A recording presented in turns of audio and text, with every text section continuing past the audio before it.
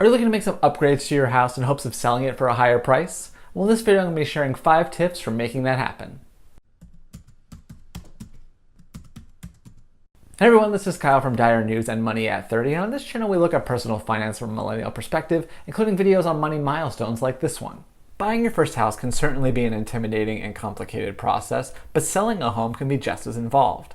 One of the many things you'll need to consider before putting your home on the market is whether you want to sell it as is or make some upgrades in hopes of raising the sale price. When done correctly, this plan can be quite lucrative. However, like in so many other areas of life, there are some risks involved as well. That's why I wanted to highlight 5 things you should know about upgrading your home to sell that you might not have thought about.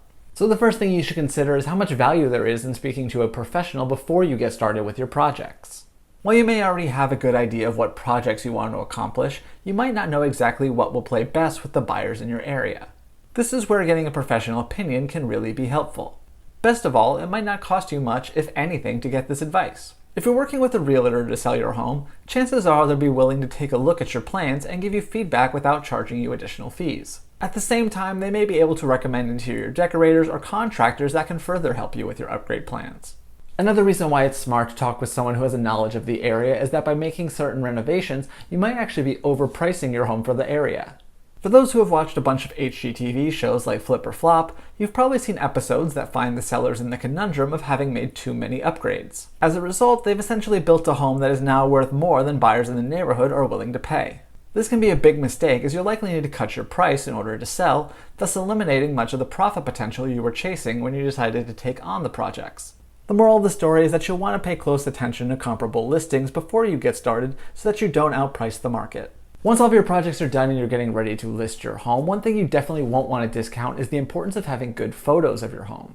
Since the majority of today's home buyers start their searches online, you'll want to ensure that you not only have photos of your home available for them to view, but also make sure those photos are as flattering as can be. This means utilizing natural light, preferable angles, and a quality camera in order to capture the best aspects of your home. In some cases, this might mean calling in another professional who has experience photographing homes. Again, your realtor might have someone in mind or may be able to accomplish this task themselves. Moving on from in photos to in person, you'll want to consider how you stage your home, which will be important for open houses and other showings.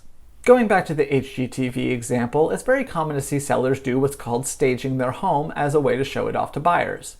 This simply means adding special touches to the house that can bring out the design potential and let buyers visualize their lives inside the home.